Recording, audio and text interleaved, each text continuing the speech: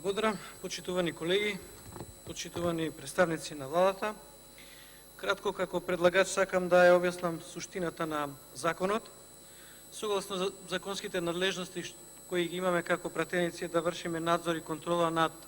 оперативно-техничката агенција, од таа прилика имаме и можност да се запознаеме со целокупното работење на оваа институција и од она што како состојба ја има во ОТА, произлезе иницијативата за измени на овој закон. Се работи за обезбедување финансиска конструкција на годишно ниво од прилика околу 1 милион евра. Овие средства ги зафаќаме од буџетот на Агенцијата за електронски комуникации со образложение кое што сметам дека е целисходно, а тоа е дека Оперативно-техничката агенција како нова институција во суштина е регулаторно тело и превзема еден дел од обврската на Агенцијата за електронски комуникации како исто така регулаторно тело и сметаме дека од вишокот заработени средства на Агенцијата за електронски комуникации логично е да се финансира Оперативно-техничката агенција. Значи, како што кажав на почетокот, станува збор за 10% од приходот на оваа агенција, се работи за еден мал процент, меѓутоа за средства кои што се од огромно значење за Оперативно-техничката агенција, овие средства се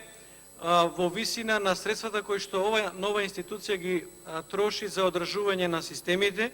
со кои располага оваа институција, ни далеку од тоа да се заокружи целокупната потреба на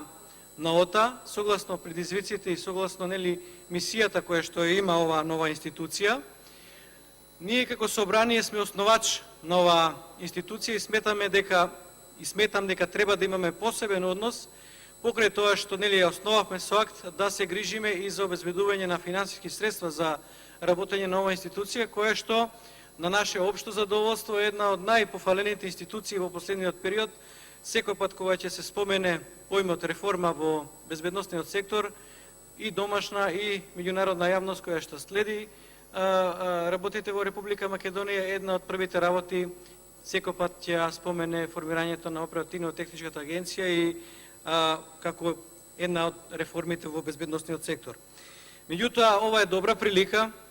да ги запознам и колегите кои што можеби не толку во детали го следат работењето на оваа институција, дека оваа институција во моментов е сместена во простории на Телеком, значи е кираџија на еден начин, го нема решено тоа трајно. Огромни се средствата на месечно ниво кои што ги издвојува за кирии. Оваа институција нема многу можности да бира кај ќе биде сместена со оглед на тоа што Телеком располага со соодветен систем за електронапојување со струја и со одржување на тие системи, затоа што специфични се системите на Оперативно-техничката агенција и затоа оваа зграда и оваа позиција е најсоодветна. Верувам дека владата како акционер во Телеком ќе размислува во иднина како да најде начин на трајно да го реши ова прашање за сместување на Оперативно-техничката агенција. Исто така, согласно законите во иднина треба да обезбедиме финансиска конструкција за набавка на нови системи во делот на покривање на интернет комуникацијата и во делот на она што се нарекува комплетно менување на системот на комуникација. Како што знаете, од наредна година и операторите се подготвуваат да постојната GMS комуникација заменат со VoLTE комуникација, нешто што ќе предизвика по автоматизам потреба од надградба на системите на Оперативно-техничката агенција. Значи има доста прашања отворени од финансиски аспект и ние како основач мислам дека треба да бидеме цело време во поддршка на оваа институција, бидејќи нашата надлежност да ја контролираме, значи во исто време и да ги поддржиме за она што представува нивна неопходност. Законот го подпишавме пратеници од речиси сите политички партии и јас очекувам дека ќе најде на одобрување и на поддршка, без разлика што оваа фискална година веќе е длабоко во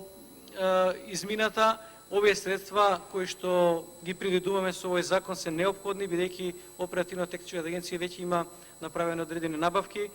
планирајќи ги овие средства како дел од својот буџет. Но овој закон му претходеше еден друг закон со иста содржина, меѓутоа надлежните институции го толкуваа поинаку, бараа подетална основа за да ги извојат овие средства и фактички по втор пат ние како пратеници излегуваме во пресред институцијата која што треба да ги додели средствата на ОТА, да нема дилема дека тие се согласно закон и се како што треба, за да нема одредени консеквенции по нивното работење. Ви благодарам. Ви благодарам.